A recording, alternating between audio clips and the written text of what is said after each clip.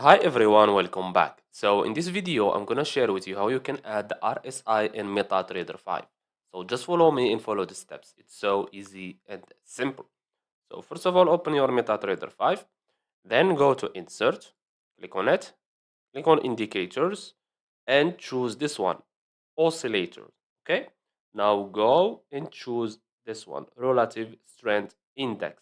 This is the RSI. So click on it. And we have here parameters. We have here period. You can choose any period you want. We have here 14. You can add 20, 200, anything.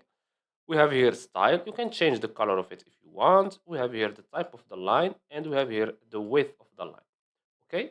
We have here levels. You can choose. You can keep it on 30 and 70. Most of the people, I think, use these two. You can add another level if you want by clicking on add. Okay. And you will add another level. If you want to delete a level, just click on it and click on delete. Okay. Now, also you can change the color, the type, and the thickness also from here. After you finish, just click on OK. And as you can see here, this is our RSI, and this one is the period. As you can see, 14 RSI. And that's it. So I hope you found this video helpful. Don't forget to give us a like and subscribe. Thanks for watching, and see you in the next one.